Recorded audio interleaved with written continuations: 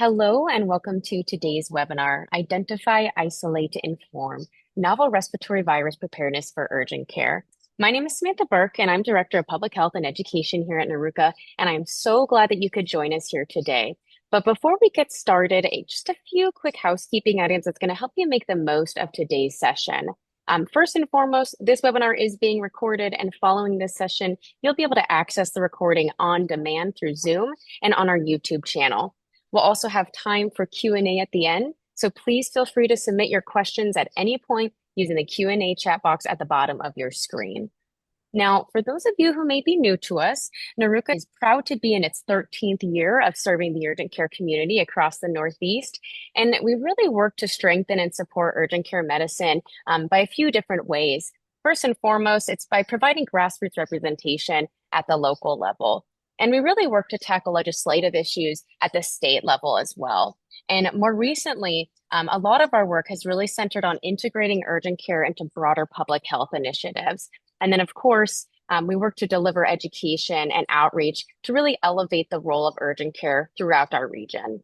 Now, we bring our mission to life through really engaging programming, including today's webinar and our annual conference, which, if you guys haven't heard, this is going to take place this year, Sunday, October 4th through Tuesday, October 6th at a very new venue, Mohegan Sun in Connecticut. So stay tuned and would hope to see you there. And then, of course, I'd like to thank our partners for their support. Special shout out to our friends at New York City Department of Health and our drill vendor, NYU. And with that, it is my distinct pleasure to introduce you to today's speaker, Erin Schrader. Go ahead and take it away, Erin. Hello, everyone. So thank you so much for joining us today. My name is Erin Schrader. I have 15 years of experience working in the urgent care sector. I started in urgent care working at the front desk, went to nursing school, worked on the back end of urgent care for many years, and then finished out my 15-year tenure in administration. For the past 5 years, I have been working in public health. So this is really exciting for me to join the two together and provide you guys with some education today. So our learning objectives for today are to recognize key features of the H5N1 avian influenza, as well as other novel respiratory viruses, apply the III framework to urgent care settings, and also prepare you for your mystery patient drill. So our program today, as Sam said in the beginning, is so graciously funded by the New York City Department of Health. So we do have that disclosure to make.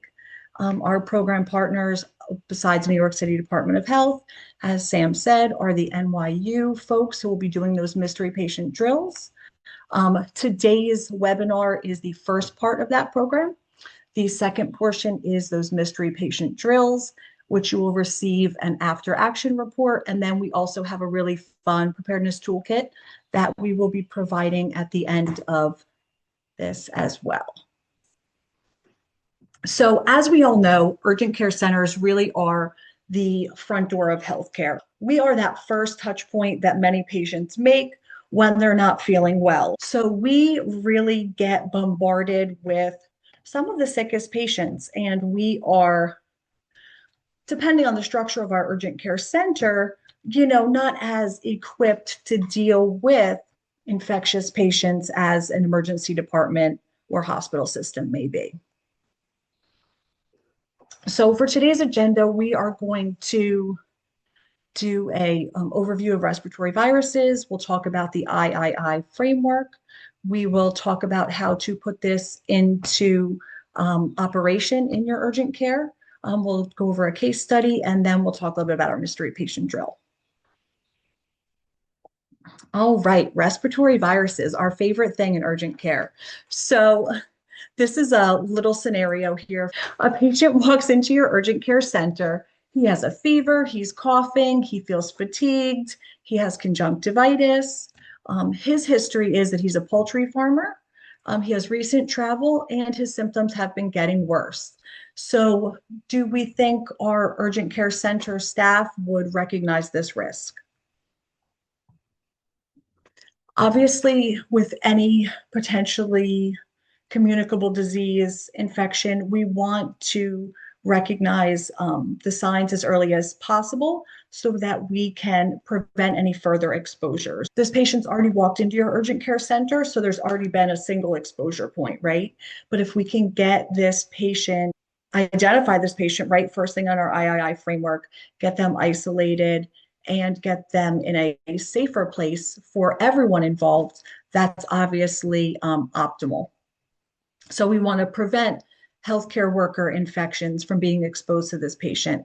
We want to prevent, the little old lady that came into your urgent care for, a cut on her finger and needed a tetanus shot. We don't want her to leave your urgent care center with an infectious disease that she didn't come in with, okay? And then also early recognition just helps public health officials to do their job more efficiently and effectively. So let's talk about H5N1. So this is the highly pathogenic influenza virus, okay? It comes from birds, typically. It's an avian virus. It causes severe respiratory illness in humans. It's a high mortality rate, and it's been globally monitored for many years. So this primarily infects birds, but we have had some bird to human transmission and some questionable person-to-person transmission, but we'll talk more about that as we go on. So the current situation in the US has kind of plateaued or fallen off compared to where we were a couple years ago. So national cases right now are 71 total cases. Our current public health concern about this is really low at this point. There hasn't been a high mortality rate here in the US as there has been in the past, but still something that we are keeping an eye on. When we look at H5N1 globally, you can see here that this has been around for a long time, okay? So this slide goes back to 1997. You can see that globally there's been a flux for many years of H1N1 in different countries. This dark green bar that you will note over on the right-hand side, right by 2024, as we'll all remember, was a concerning year for us, is the US, okay? And this is where we had the majority of our cases. But as I said before, they've really kind of dropped off as of late. So let's look at some epidemiological risk factors for H5N1. And really, we want to screen every patient presenting with any symptoms for these risk factors. Okay, so it's exposure to poultry or birds, as well as contact with infected animals such as dairy cattle, livestock, sick dead animals, consuming raw animal products like raw milk, traveling to areas where they have H5N1 outbreaks within the past 10 days, as well as occupational exposure. People that are farm workers or veterinarians or work in a lab or work with birds themselves, whether in culling or depopulation teams. Okay, so taking a good history is really key here. If we ask the right questions, we'll get good information and we can make the best decisions. We don't ask the questions, some patients aren't forthcoming, they're not going to tell us. So if you have a patient coming in with H5N1, they will most likely come in with all or some of these symptoms, okay? So they'll have a fever, they'll have a runny nose, maybe a sore throat, a cough, shortness of breath, muscle aches, fatigue. Most classic with the H5N1 is this conjunctivitis, okay? So that's one little flag of like, oh, the fever, the runny nose, the cough. We see those all day long, all week long in urgent care. So those really aren't anything that's going to necessarily throw your, spidey senses off. But throwing in that conjunctivitis piece, getting a good history from the patient, and then putting all those puzzle pieces together is really what's going to be helpful. Okay, so the onset for H5N1 is typically about 3 days after exposure, though the eye symptoms do seem to precede some of the other symptoms. So they'll develop that conjunctivitis earlier in the process. They're contagious, most contagious first few days. Some cases they think can remain longer, but the majority are most contagious first few days. Duration typically is a few days to a couple weeks. Obviously, there's variability there with comorbidity of patient, age, things like that. So transmission, how do we get H5N1? So we get it via direct contact, okay, with infected birds or other animals, contaminated environments or animal byproducts. So if it's something, a contaminated surface, again, we talked about the raw milk situation, or through the air, so through respiratory droplets or through dust. Okay, so this is a little CDC graphic that just gives you an idea of how someone could get infected, just even from backyard poultry. Okay, so it's that direct contact, it's those aerosolized droplets or dust, or just a contaminated surface. You know, you touch the surface, you touch your eyes or nose, it's all over. And then this is also from cattle. Okay, so again, it's touching something that's contaminated, it's that direct contact, or those respiratory droplets, okay, that we're most worrisome for.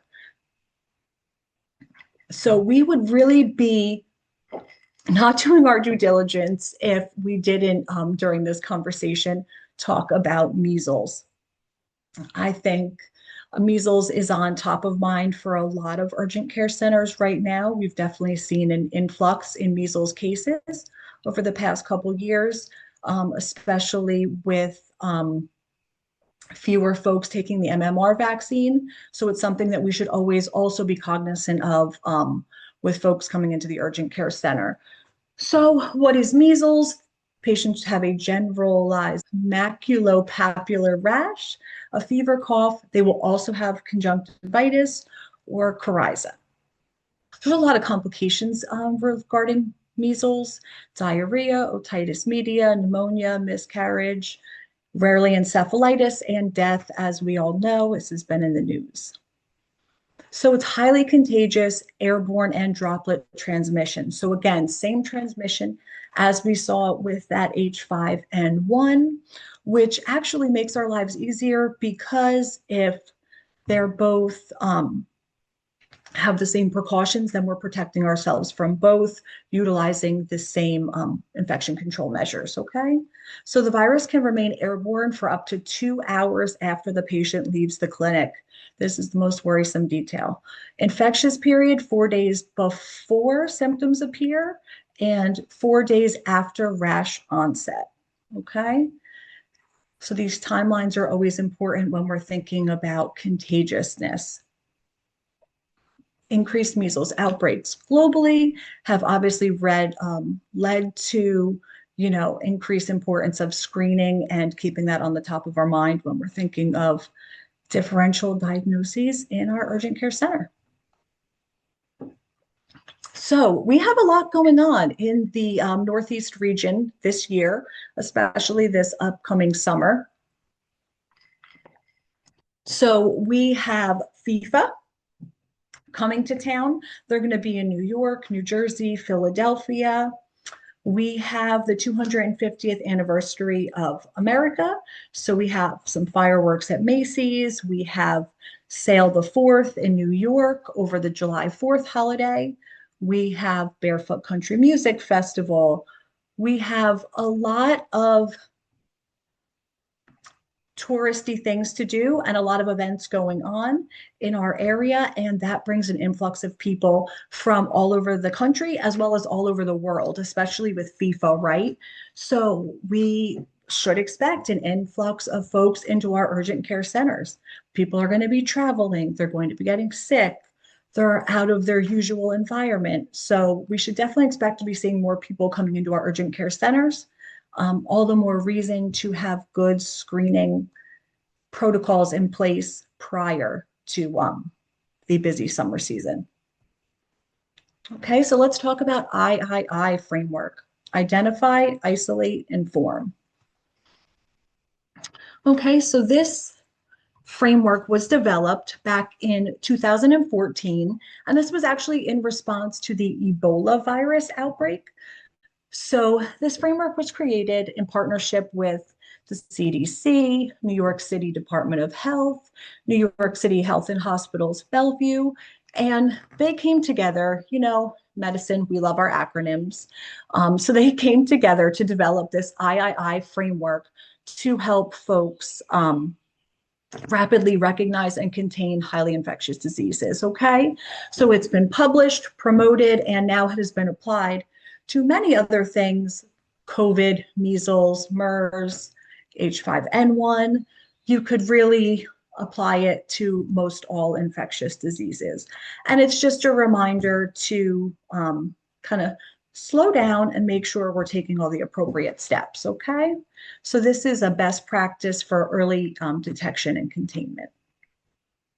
All right, so let's jump right in. Identify. So what do we want to do? We want to identify the risk, okay? So we want to identify the potentially high risk infectious disease as soon as it enters our urgent care center. We want healthcare workers, front staff to be, on the lookout for patients that have symptoms that may match one of these novel respiratory diseases. We want to be asking the right questions about exposure and risk factors. And some examples of this, like I said, screening questions, intake and triage, where we're asking patients good questions. Just staying on top of public health alerts as for clinic leadership, so they know what emerging things are coming out in their community and they can be aware.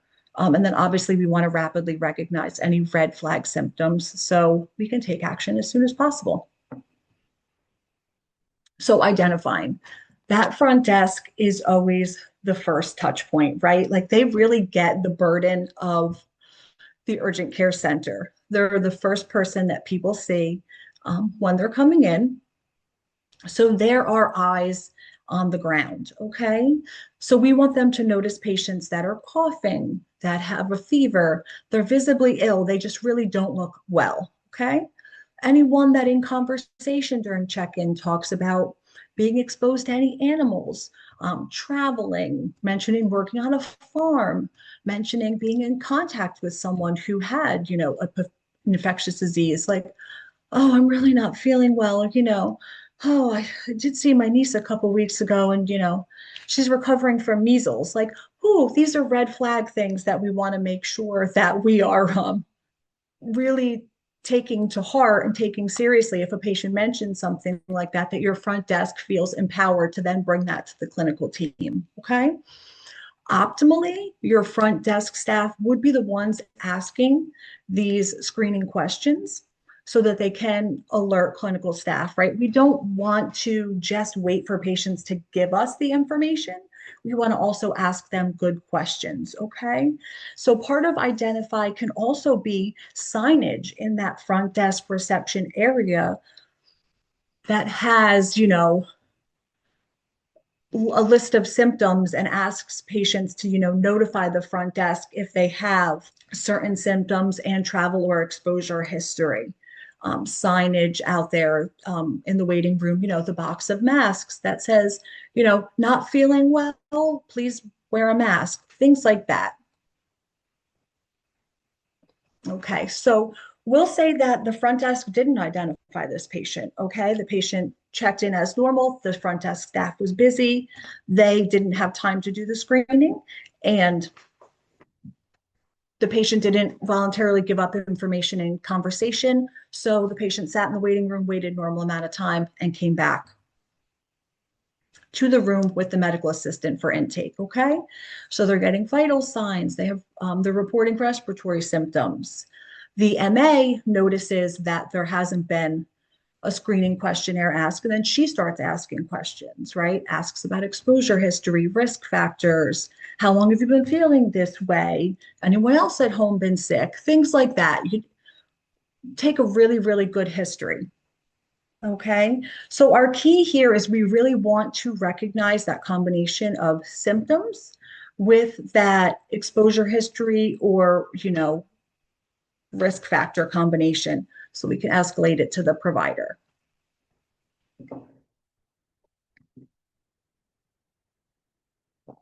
Now, the provider's job is obviously the hardest because they have so many differential diagnoses running through their head. We see, 600 respiratory illnesses coming through urgent care every week. So it's really easy to kind of get into autopilot mode and just go about our business. That's why it is so important that if the front desk notices something that, raises a red flag for them, as well as the MA nurse notices something else that raises a red flag to them, that they feel empowered and comfortable letting the provider know so that they can either confirm or rule out or lead them down a different path looking for one of these novel respiratory viruses. Okay, so the provider obviously is going to consider history of present illness, any unusual respiratory presentations, someone who's, really sick and you're kind of surprised that they're this sick. And then those exposure risk factors. Again, I can't say it enough that taking a good history is really, really important. So some sample screening questions, okay? So patient arrives into your clinic. Like I said, optimally, front desk should be doing these symptom screenings. Now, I know that different urgent care centers have different methods of how they check in patients. Some urgent care centers have patients checking in at home, maybe online or via a kiosk. So what I would say is we don't have to necessarily make this front desk screening a manual process where, someone has to remember to ask the questions and then jot them down.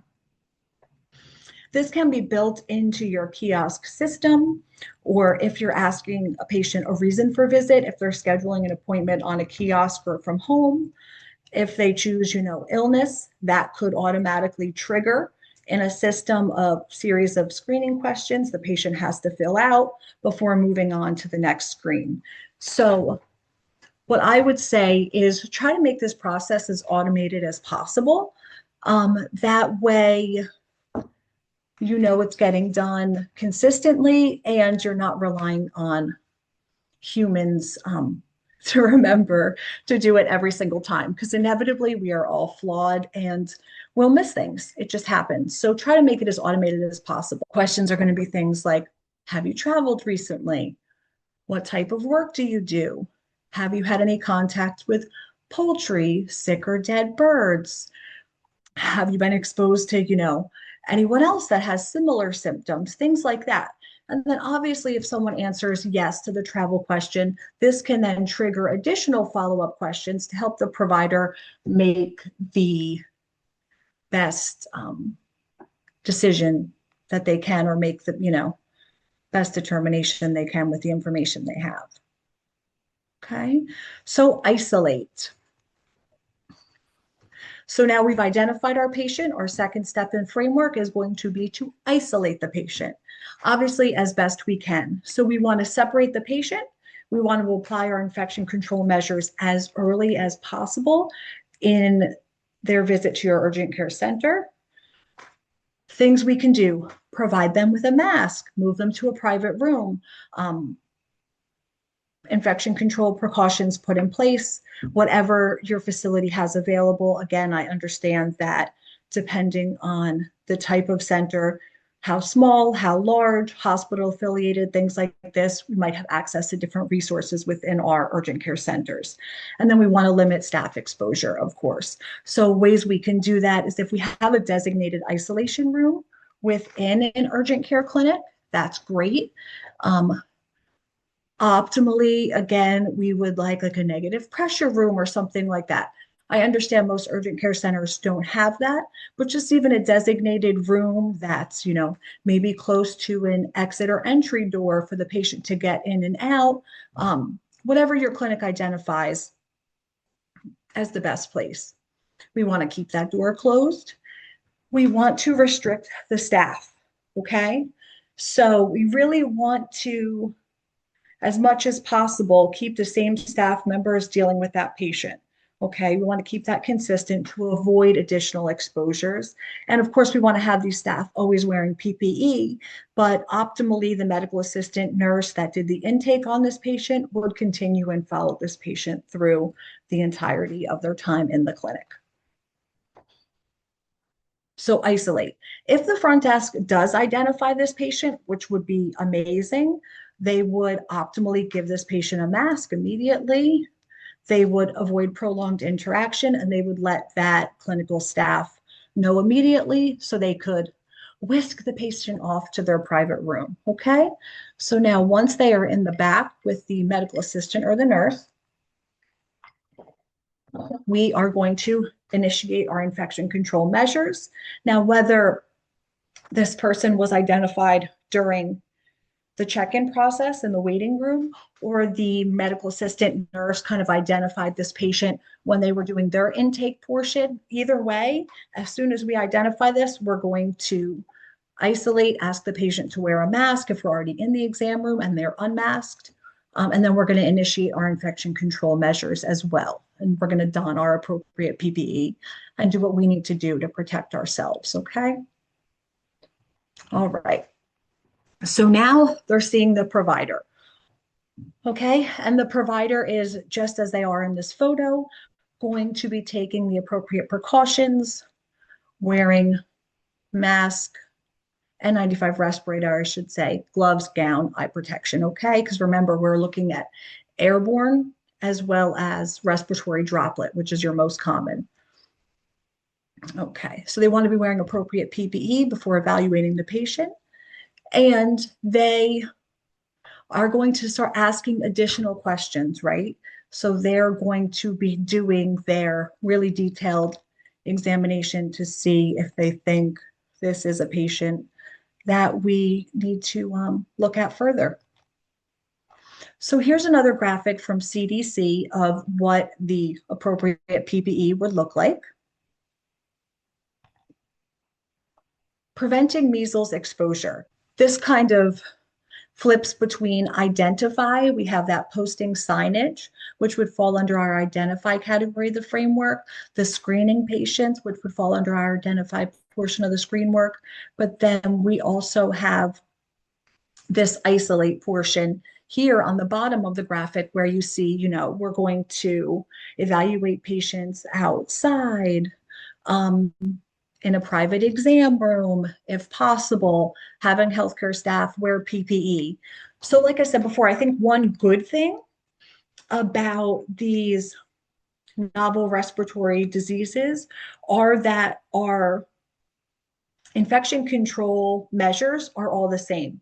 So if you're wearing your full PPE, your N95, your goggles, your gown, your gloves, you're protecting yourself, whether it's H5N1, whether it's COVID, whether it's measles, whether it's, typical run-of-the-mill seasonal influenza. Okay, so now we're down to the inform section, okay? So we have a lot of people to inform, right? We need to notify clinic leadership, our medical director, potentially we need to notify public health authorities immediately, and we also need to keep the patient informed, right? We need to make sure they know what's going on because they're probably a little freaked out. So internal stakeholders are going to be other staff just working in the clinic at that time, making sure that they're informed. And most people are going to notice the hustle and bustle going on around a certain exam room, but just making sure that all other clinic staff are aware of what's going on and that we don't want them to enter into that room, or just so they know that there's a potential risk there.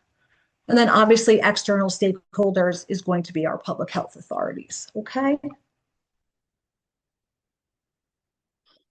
So inform. Again, kind of going back to the beginning, when we identify, right? The front desk medical assistant, we want them, nurse, to escalate any concern they have and inform the provider that they have a concern, okay? Share any information they have, and also inform waiting room folks potentially.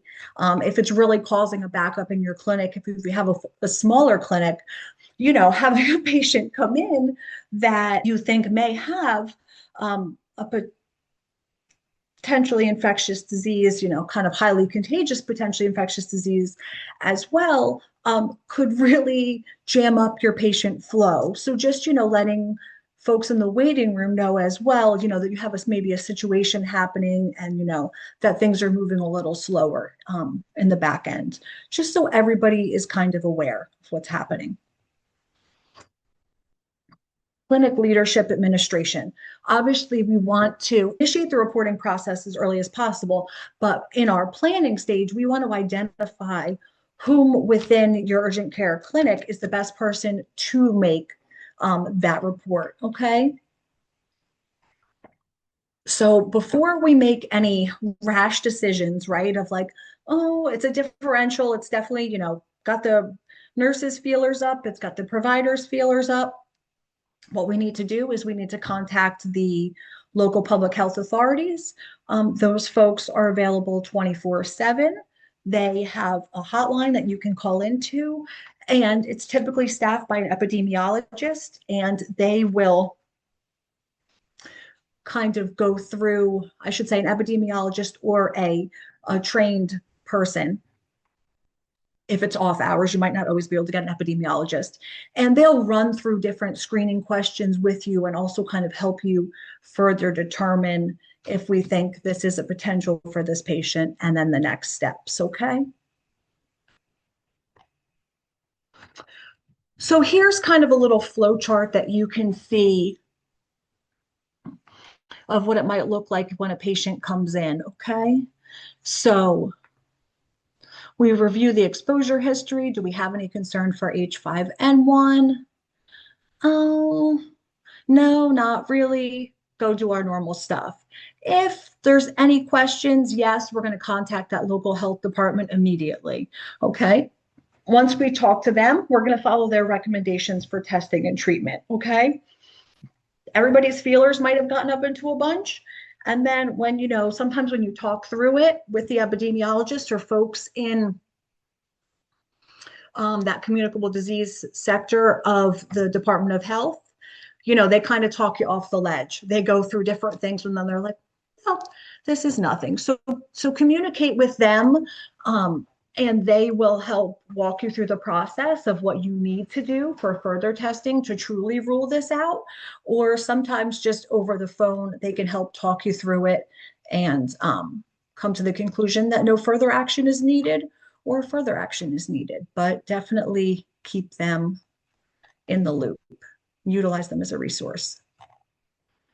Okay, so when we're talking specifically about measles, there is a provider access line right here. You want to always call immediately and not let the patient leave. I should have said that on my prior slide, but that is absolutely true. You never want to call DOH when you've already released the patient. They will not be happy.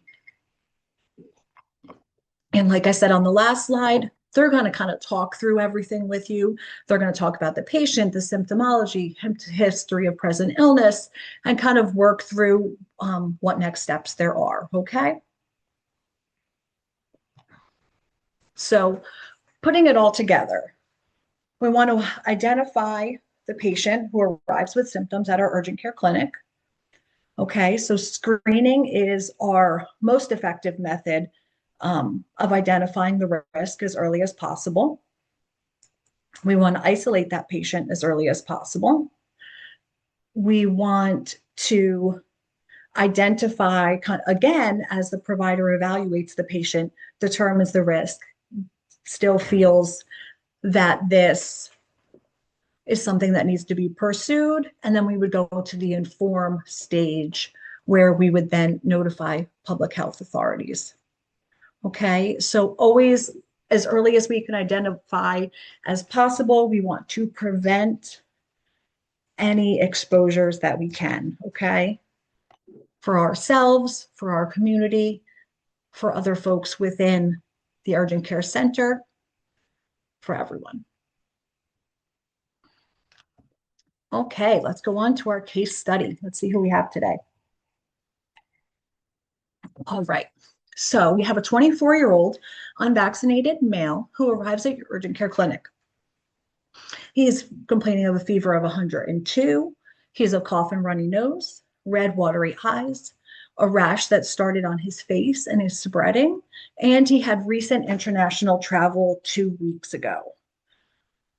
Okay, what should happen first? So, what I would say is hopefully what would happen first is that we would have automated screening questions when this patient checks in at your urgent care center, right? So we would like to screen this patient immediately at check-in, utilizing standardized screening questions, okay, that we can ask all patients with respiratory illnesses and go from there. Okay, so what we're going to do is we're going to apply the identify, isolate, inform framework.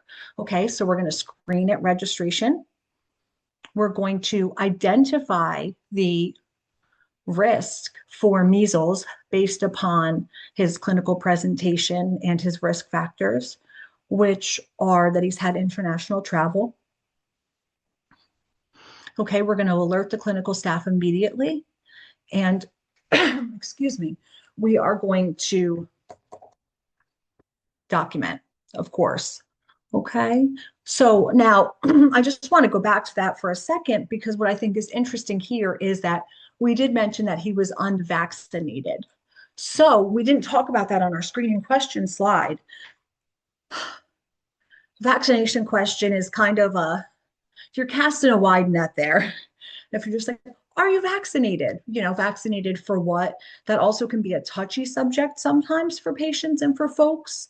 Post-COVID, people are a little sensitive around vaccination sometimes, but absolutely can be part of your screening questions, asking about vaccine history, or at minimum, asking about it once the patient gets into the back of the clinic, into the exam room. Okay, so we want to isolate this patient, of course, as soon as we've identified their potential measles risk here. We're going to provide them with a mask. We're going to bring them to, this says airborne isolation area, private exam room, whatever you have available. We want to close the door when we leave, make sure our patient has everything they need. And when we put them into that exam room so that they don't need to leave or come out of the room. Okay. And then we're going to implement our PPE, hand hygiene, as always, one of your best defenses, okay? And then we're going to inform, okay? Communication is key. We're going to notify the provider. We're going to notify clinic leadership.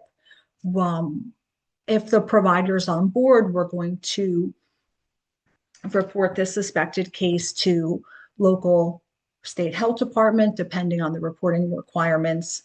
Wherever you are, you're going to gather a lot of information. And again, this is one of the reasons why we need to make sure that we're calling our health department, whether it be local, county, state, whatever it is, while the patient is in the office, okay? There are very detailed questions that those folks will have that you most likely will not have thought of to ask. So it's always very, very, very important. We're calling them when the patient is in the office so we can make sure that we have all the information they need, as well as them guide us on what kind of testing we need to do. Okay. So what did we learn during this case? Okay, we learned that early recognition is key.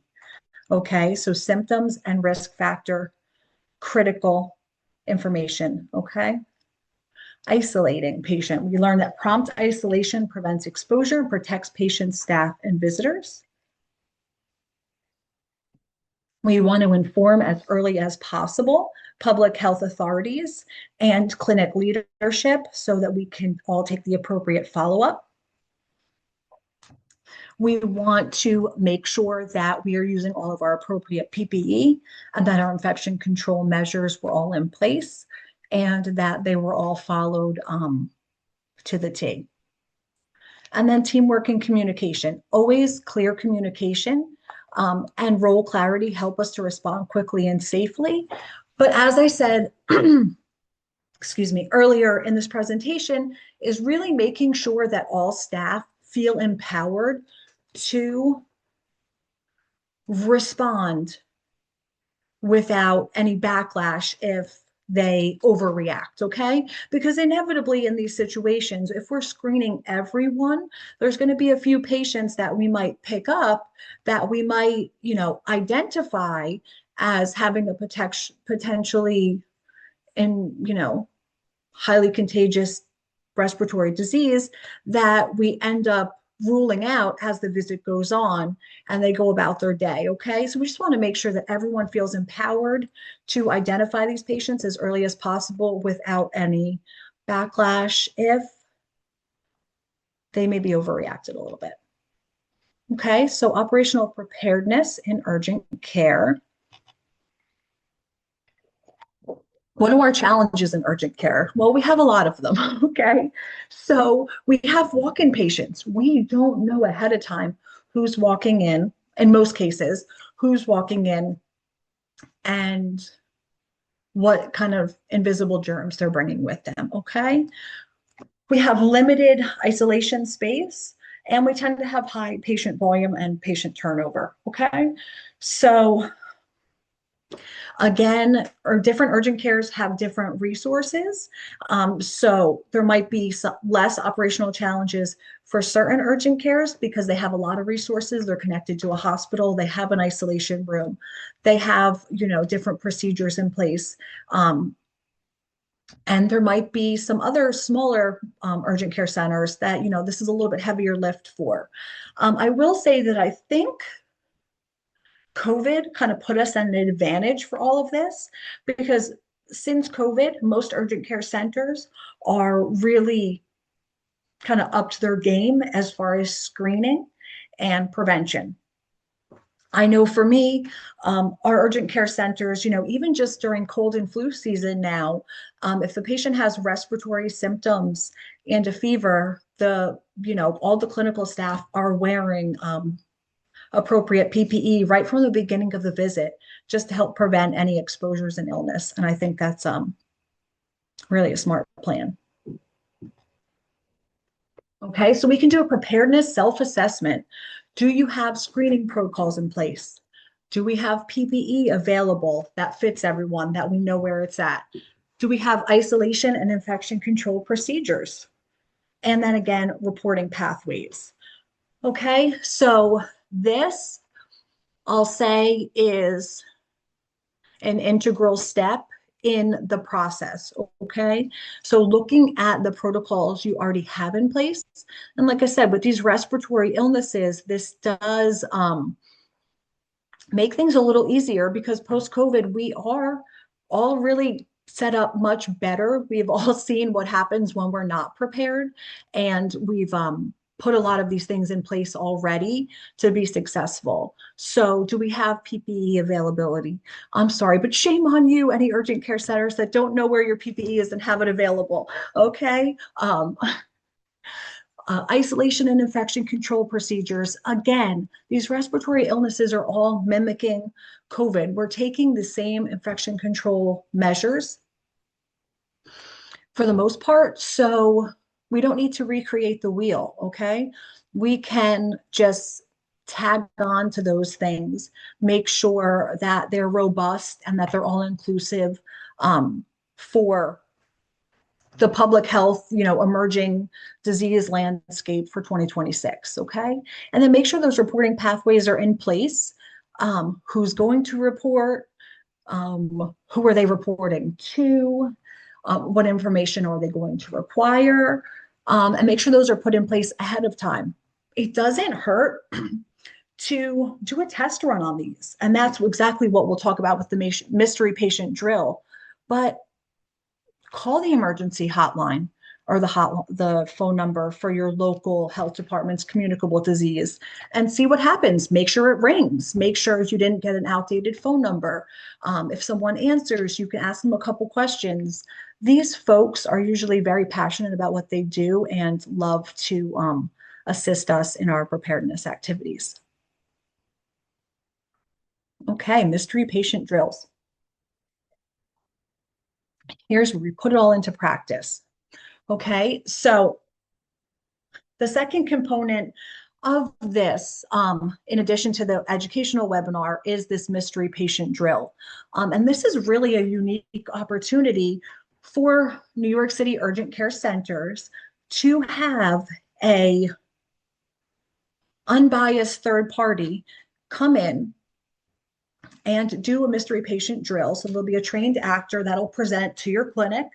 They'll have some symptoms consistent with H5N1 or another novel respiratory virus, and they'll see how you react. Okay. So they will see how you identify, isolate, and inform within your facility or don't. Okay. And then they are going to provide you after the fact with an individualized evaluation report, which is so valuable in helping your urgent care center be better prepared when these things actually do happen.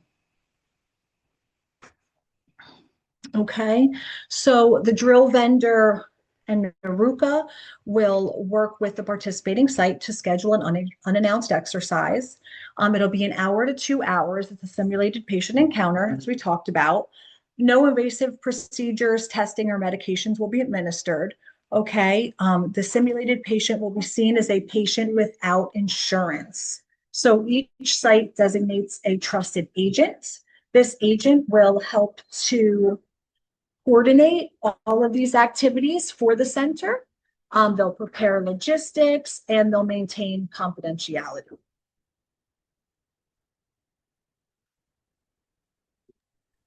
All righty.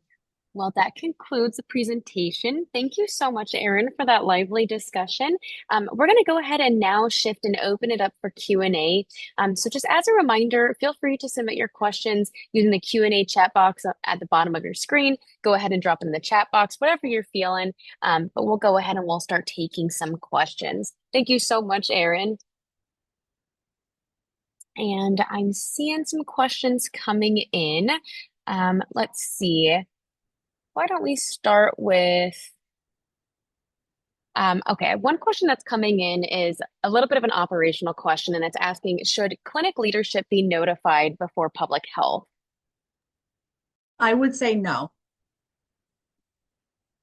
I would, and the reason for why I would say no is that public health officials, as I said before, have a lot of very individualized and specific questions that they will ask to kind of help us make the best decision. So we might get all the way to the informed piece when we're informing those public health authorities. And when we talk through it and work through the timeline, the symptomology, whatever it might be, they might say, nope, not a case, nothing to worry about. So I would say, why notify, put the cart before the horse, for lack of a better term, of why notify leadership when you're not really sure that this path is one that you're really going to go down. I think we saw a hand raised at one point. Feel free if you'd like to reach out and raise your hand. We'll go ahead and we'll unmute. Hey, it's Matt Zemer from New York City Department of Health. Just to weigh in on that last question, a lot of this stuff is sort of happening at the same time, and yeah, like Erin said, sometimes you don't necessarily want to get the cart before the horse, and sometimes the guidance that you'll get from public health will inform what you're telling, your staff members and your leadership. The only thing that I would say is you don't necessarily want to slow things down if you're having trouble getting hold of anybody. And that's obviously not the point of the answer that she gave. But I do want to say that it is possible that you might get some guidance from public health on make sure you don't leave out notifying this person. But at the same time, don't just like sort of slam the brakes on and wait until you get guidance or something. Because informing your staff is definitely a part of this whole process, and you want to make sure that everybody can protect themselves appropriately, whether it's by isolation of the patient in a exam room with closed door, or donning appropriate PPE. Thanks so much, Matt, for weighing in on that. Really, really good points there. I've got another question that comes in around testing, and it asks that if we do suspect H5N1, what testing should be done, and should we send any specimens to a commercial lab? Why or why? Again, this is all going to go through the New York City Department of Health. You're going to call into that main number, and they're going to give you guidance on the appropriate testing that they want you to do. Matt could maybe speak better to some of those exact procedures, but I don't want to put him on the spot either. Typically, it's respiratory swabs that we're familiar with taking already when we're looking for other respiratory illnesses. But typically, when we are collecting samples for something like this, an emerging disease or something, a novel, we are going to be sending it to a state lab, a public health laboratory. So we would typically like you to not send it to a commercial lab. But again, that would depend on the Department of Health. You can always also collect multiple samples and send them commercial and public health. I have seen that done before, but typically we don't want to only use commercial labs. And please, Matt, weigh in on this. Yeah, I just want to recognize that I'm fairly certain that you've probably got more than just New York City sites on. I can't speak for facilities that exist outside of the 5 boroughs of New York. Having said that, I'm pretty sure that like New York City's provider access line, whomever you're getting a hold of in your area will be able to talk you through some of this stuff. So, whether like where do I send the labs, that kind of thing, those are questions that can be helped out and or that you can be helped with if you make sure that you notify Department of Health. Great, thank you so much. And should staff wear full PPE during evaluation? Absolutely. You can't ever overdo it on PPE, okay? You'd rather be, overly protected than underprotected and exposed. Absolutely. And what about in situations if a patient refuses to wear a mask? I would say that's going to be up to clinic leadership and your center. And when you're putting together your plan on how you would handle situations like this, on what your center leadership medical direction wants you to do. I can't really answer that question. It's going to be dependent on them. And another question's coming in. What exactly happens after we notify public health? So once you notify public health, they're going to collect a lot of information. Like I said, they have super specific questions that most of us would never think to ask that they're going to be going through, asking, working you through the process. And again, if this is something that we're going to assume that they want to go forth and test on, then they would walk you through testing procedures. They'll tell you exactly what you need to do, what types of swabs you need, where you can send them, if there's specific paperwork, things like that. They'll walk you through that entire process, as well as give you education on what to advise the patient to do when they leave your facility, okay, as far as whether it's home isolation, things like that. Thank you so much. One question comes in related to diagnosis and symptoms and asks, in relation to H5N1, what symptoms should make us suspicious for H5N1 versus a regular influenza? The symptoms are all very similar, right? And that's always the trickiest part. But that conjunctivitis piece is really helpful. So that 93% of folks will have a conjunctivitis, and typically that conjunctivitis will start first, so it will precede the other symptoms. So that would raise a red flag. And then obviously we want to get that good risk factor, evaluate the person for any risk factors and any exposure history. So going down that list of things of, okay, what type of work do you do? When did this start? Things like that. Awesome. Thank you so much, Erin. And how detailed should travel screening be? Again, this is going to be somewhat clinic specific, right? How wide of a net do you all want to cast, out there when we're looking at travel history? Do we want to look at travel history for the past 21 days? Do we want to look for the past 2 weeks, within the past month? Sometimes I like to cast a wide net and then, have you traveled within the past 21 days? Yes. And then, like I said earlier, that question, that yes answer will then trigger additional questions. Okay. Oh, when did you travel? Where did you travel? What types of things did you do there? And then again, as the visit progresses, we can always ask additional questions related to that travel. But really dependent on how in the weeds you want to get, especially if your front desk staff is doing those initial screenings. Do you want to keep it very basic? And then once that patient's brought into the back, you kind of dive deeper into those questions. That's really all going to be based upon the clinic themselves and what they are most comfortable doing. Got it. Thank you so much, Erin. I think that's just about all the time that we have for questions today. So, folks, if we didn't have a chance to get to yours, or if something comes to mind later, please don't hesitate to reach out to us. You can always reach out to our admin email inbox, which is admin@neruca.org. And we're always happy to continue the conversation. So I'll go ahead and I'll close this out here today. Erin, thank you so much during today's presentation. Thank you so much for partnering with us on such an important topic in urgent care medicine. Matt and the rest of the New York City Department of Health team, thank you so much for your partnership on this project. It's been a pleasure working and learning from both of you today.